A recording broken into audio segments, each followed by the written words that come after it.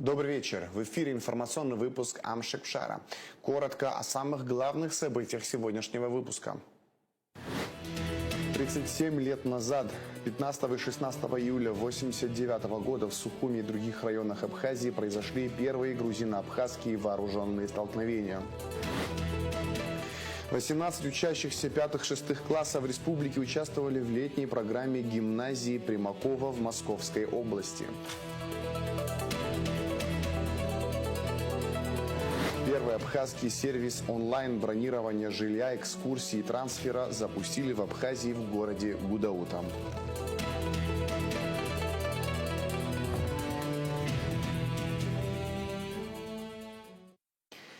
37 лет назад, 15 и 16 июля 1989 года в Сухуми и других районах Абхазии произошли первые грузино-абхазские вооруженные столкновения, ставшие следствием антиабхазской кампании, развернутой грузинскими лидерами. В результате кровопролития погибли 17 человек, сотни получили ранения. Позже многие участники этих событий были подвергнуты уголовному преследованию и необоснованно осуждены советскими судами за участие в национально-освободительном движении абхазского народа. В истории нашего государства немало дат, повлиявших на судьбу абхазского народа, на его самоопределение, обретение им государственной независимости. 15-16 июля 1989 года в городе Сухум и других районах Абхазии впервые произошли грузино-абхазские столкновения. Этому предшествовал ряд событий, апогеем которого стало распоряжение о создании в АГУ филиала Тбилисского госуниверситета, принятое Верховным Советом Грузии 14 мая 1989 года. Ранее, с 6 по 14 мая, чтобы добиться этого, перед зданием нынешнего Государственного русского театра драмы студенты грузинского сектора АГУ устроили сидячую забастовку. В Сухуми ежедневно собиралось до 5000 человек грузинского населения, которые поддерживали бастующих. Приезжали также их единомышленники из Тбилиси. По всей стране проходили многочисленные митинги грузин, на которых не скрывались антиабхазские настроения. Абхазы понимали, с какой целью проводились все эти акции. 15 мая представители абхазского народа собрались на площади Ленина. Туда вынуждено было прийти и тогдашнее руководство Абхазии. На этом митинге руководство республики заявило, что открытие филиала Тбилисского госуниверситета в АГУ носит временный характер. Однако ситуация обострилась в середине июня 1989 года после того, как стало известно о начале приема документов на поступление в Сухумский филиал Тбилисского государственного университета. Соответственно, это привело к адекватным действиям со стороны абхазов. 22 июня в Госфилармонии началась сидячая забастовка, участники которой требовали прибытия из Москвы комиссии Верховного Совета СССР. Комиссия прибыла 3 июля, и акция прекратилась. Постараемся объективно разобраться, доложить Верховному Совету. Видимо, будем слушать, по крайней мере, я как председатель комиссии буду настаивать, чтобы на комиссии по национальной политике, межнациональным отношениям в Верховном Совете заслушали мы и руководство Республики Грузии и Абхазии по этим наболевшим вопросам. Я думаю, что на этом работа не остановится. Депутатская комиссия после изучения документов, многочисленных встреч и бесед уехала 10 июля. Подготовленное ею заключение о нецелесообразности разделения АГУ по национальному признаку было опубликовано в республиканских газетах на абхазском и русском языках «Обснохавши Советская Абхазия». Республиканская газета на грузинском языке «Сабчота Абхазете» решила напечатать его текст, но с комментарием руководства ТГУ, где говорилось, что заключение комиссии не имеет юридической силы и прием документов от абитуриентов продолжается. В воскресенье 16 июля в помещении Сухумской первой грузинской средней школы, несмотря ни на что, планировалось начать приемные экзамены в филиал ТГУ. Обстановка накалялась уже не с каждым днем, а с каждым часом. То тут, то там, в центре города, вспыхивали локальные потасовки с применением всего, что попадало под руку. Абхазы численностью около 5000 человек постепенно собирались на площади Ленина. Среди них было много женщин. Примерно в 21 час 30 минут на них со стороны улицы Чавчавадзе последовало нападение до 1000 оголенных по пояс, чтобы не перепутать своих с чужими грузин.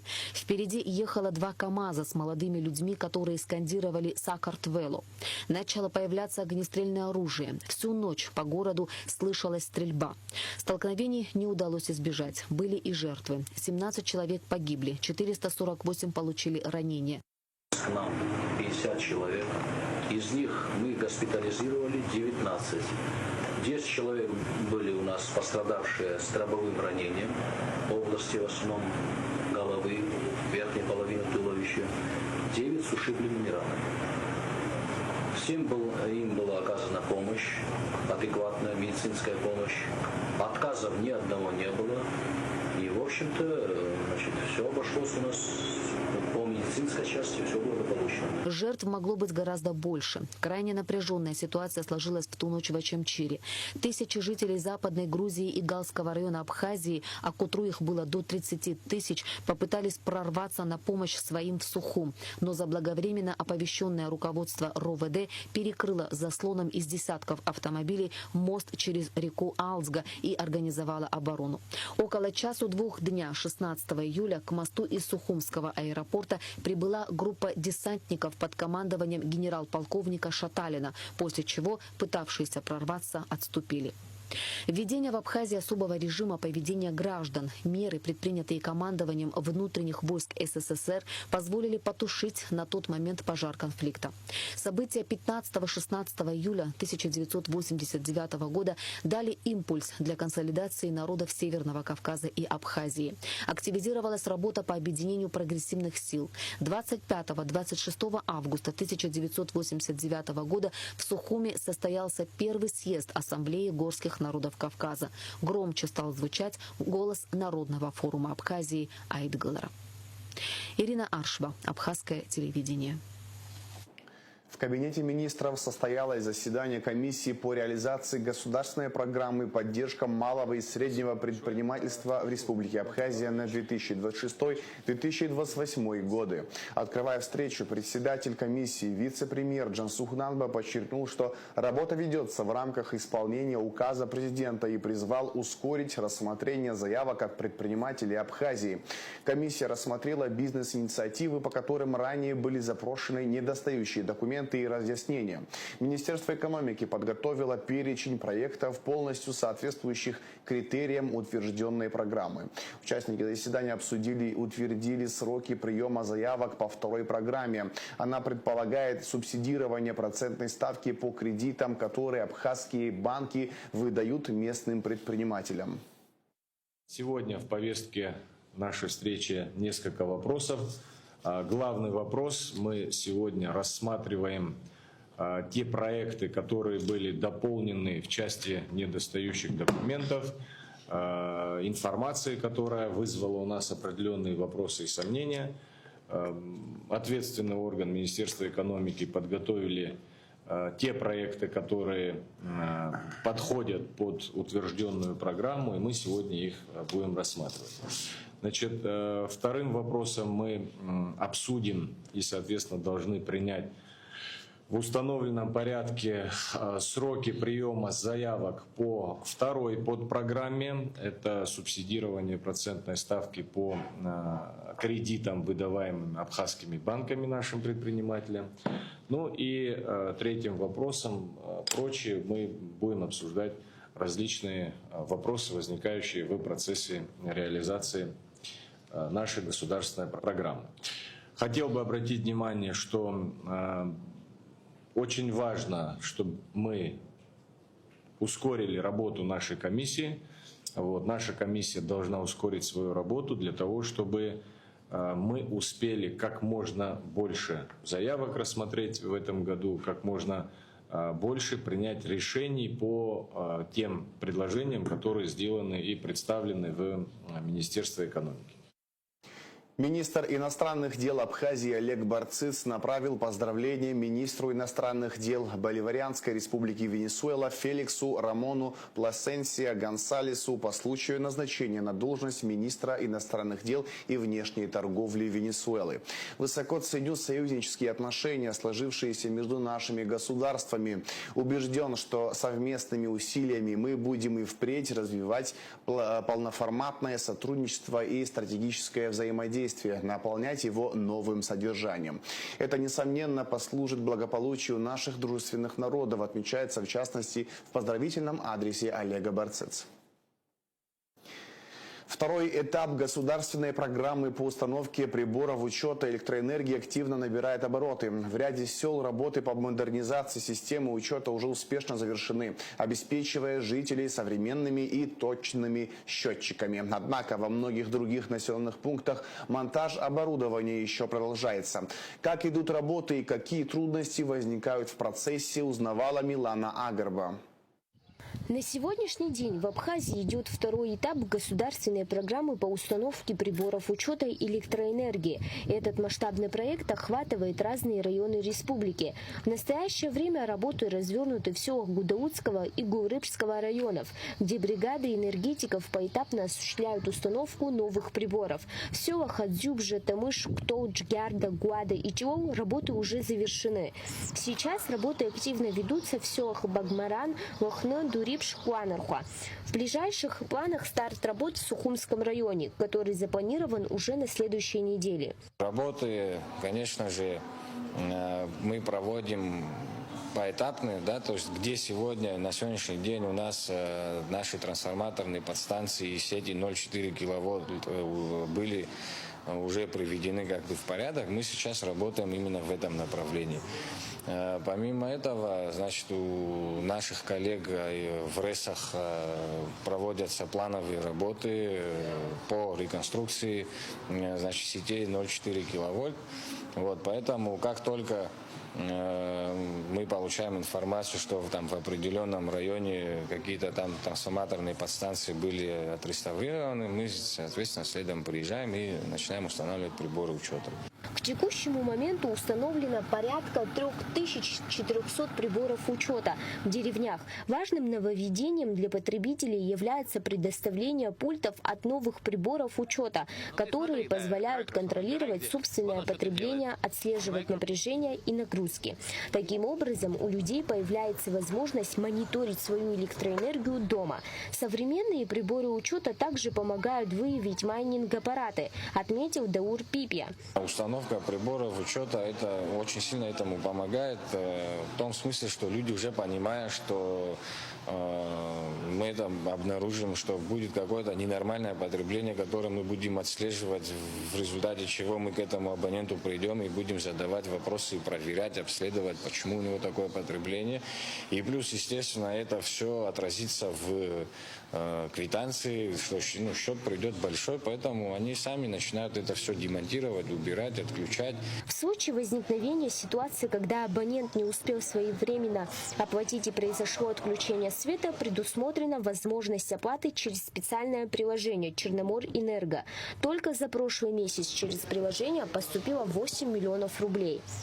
Население, которое, значит, не знает, как с этим работать, они все как бы могут позвонить контролеру. Они все друг друга номера имеют, контролеры всегда обходят, они всегда приходят в дома. Особенно, вот чем в городе, в селах, наоборот, более как бы сплоченно, потому что, как правило, контролеры, те же самые жители в данных селах, которые, значит, там проживают, они все друг друга знают, они созваниваются, мы потом оперативно получаем информацию о том, что абонент оплатил.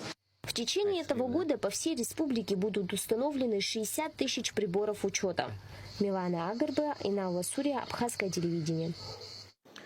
Школе номер 2 имени Киршала Чичхали в селе Пакваш подарили автобус. Новый транспорт значительно облегчит доставку детей в школу, обеспечив безопасность и комфорт в пути. В торжественной церемонии передачи автобуса приняли участие министр просвещения Хана Гунба, ее заместитель Хибла Шамба, глава администрации Чемчирского района Алхас Каци. Хана Гунба отметила особую значимость поддержки сельских школ и создания комфортных условий для образования подрастающего поколения.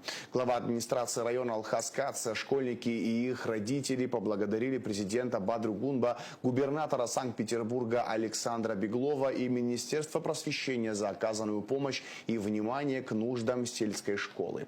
Кроме того, как сообщил Каци, в ближайшее время в этой школе начнется ремонт спортзала, а уже в конце июля в школе начнут ремонт столовой. Вся необходимая документация полностью готова.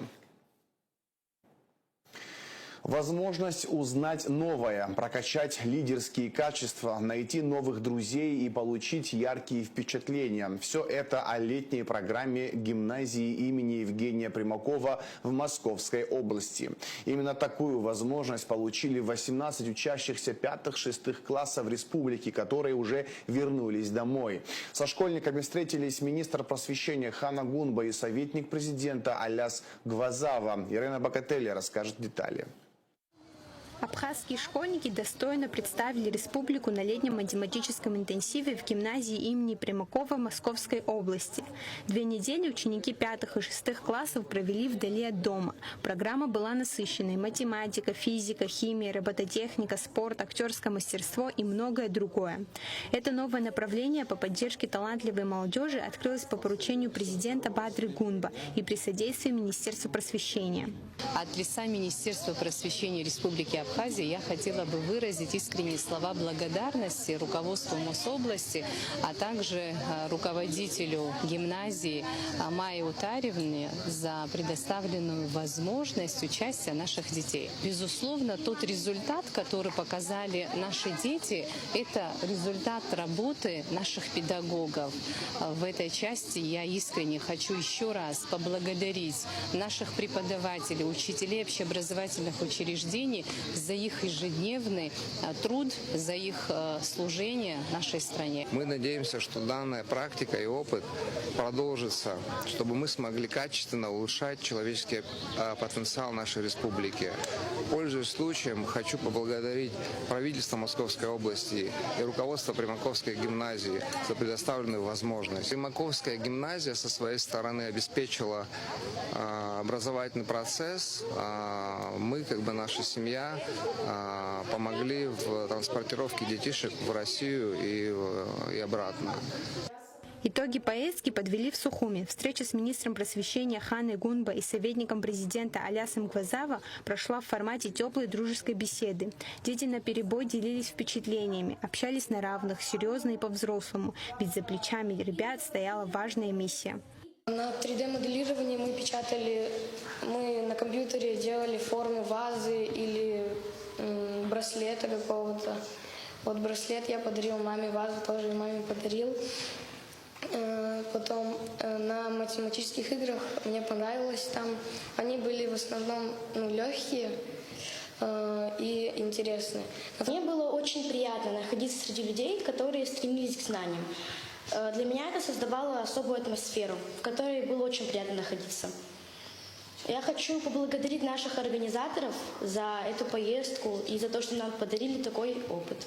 В автобусе мы все быстро сдружились, и в гимназии Примакова мне было очень интересно, ведь несмотря на то, что нас всех распределили по разным отрядам, и то, что мы не были все вместе, это не мешало нам пересекаться и общаться вне наших вожатых. Хана Гунба отметила, что гордится ребятами. Из Подмосковья уже пришли замечательные отзывы об их знаниях и безупречном поведении. Родители школьников, которые, конечно, сильно волновались, выразили искреннюю благодарность организаторам поездки. Огромная ответственность за детей за пределами Родины легла на плечи заместителя руководителя отдела образования Ткачальского района Ахры Харчилава. В первые дни ребята скучали по дому, но после серьезного разговора о том, что они лицо своей страны, каждый проявил стойкость и собранность. Тоже были переживания, но благодаря детям, благодаря тому, насколько они воспитаны и насколько они ответственно подходили сами к делу, с которым мы были вместе сопричастны, благодаря всем этим факторам, наверное, все получилось. Здесь есть ребята, которые участвовали в Олимпиаде школьной, потом после чего участвовали в городском туре. И исходя из этого результата уже были сделаны выводы о том, кто может представить республику в лагере. Интенсив требовал полной самоотдачи. Первые 5 дней шли лекции, завершившиеся зачетами. 9 наших ребят успешно сдали все зачеты и требования по установленной учебной программе. А ученик Пицунской школы Кристиан Хомутов сдал абсолютно все предметы на отлично и вдобавок занял призовые места в 4 спортивных дисциплинах.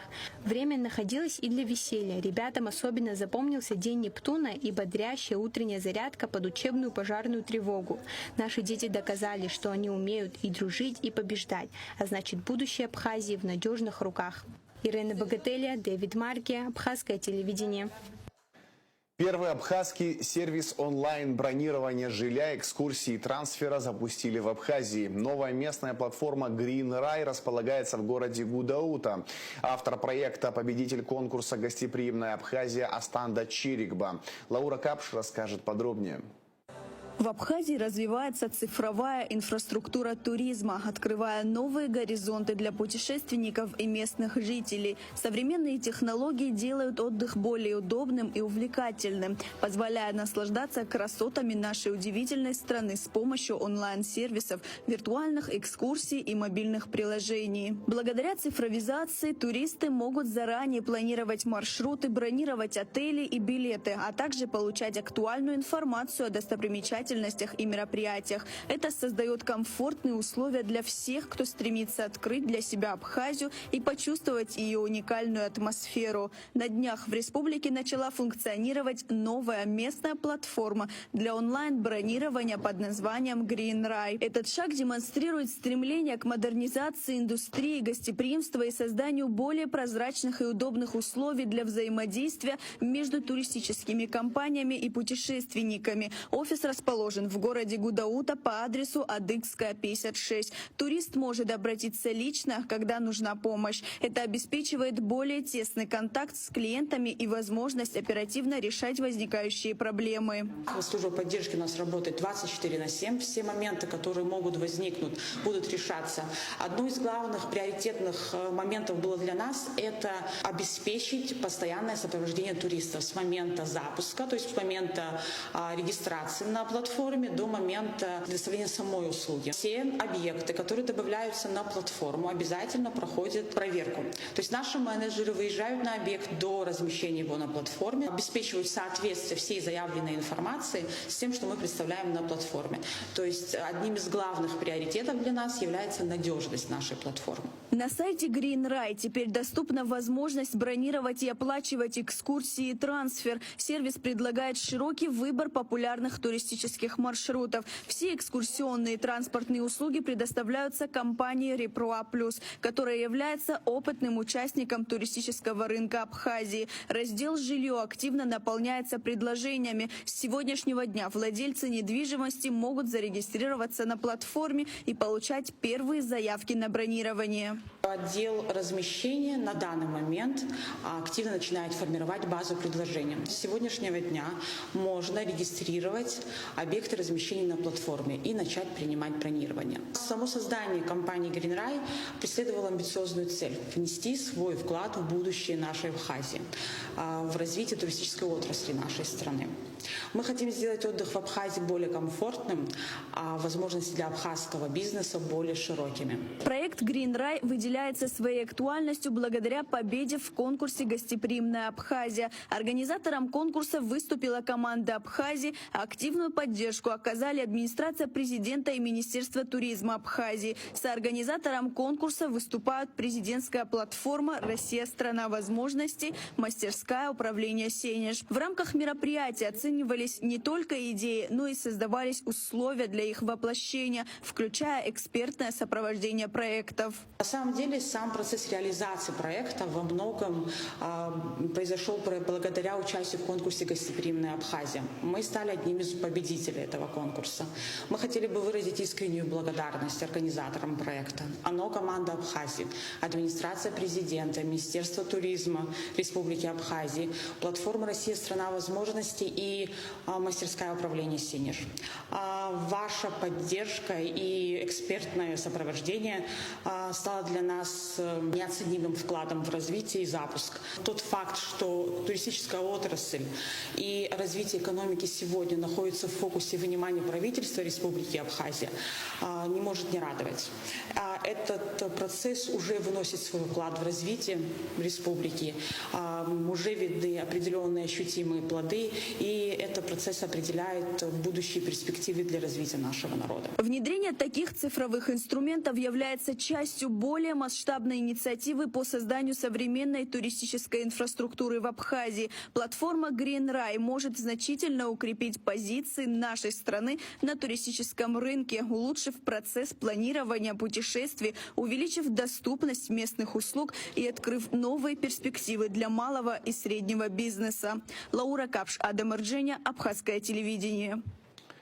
В Абхазии временно изменились тарифы на проезд в общественном транспорте. Стоимость проезда на маршрутном такси 50 рублей, на внутригородском автобусе 20 рублей. Согласно постановлению Кабмина, новые расценки будут действовать до 1 октября текущего года. Данное решение обусловлено текущей ситуацией на рынке горюче-смазочных материалов и ростом сопутствующих затрат, напрямую влияющих на себестоимость пассажирских перевозок. В период действия постановления ведомство продолжит детальный мониторинг цен на ГСМ и другие расходы перевозчиков. По результатам этого анализа будет принято своевременное решение об отмене временных тарифов либо о продлении срока их применения. В завершении выпуска расскажем о погоде. В пятницу, 17 июля, в Абхазии преимущественно без осадков, жаркая погода. Температура воздуха ночью 16-21, днем 25-30 градусов тепла. Температура морской воды плюс 25 градусов.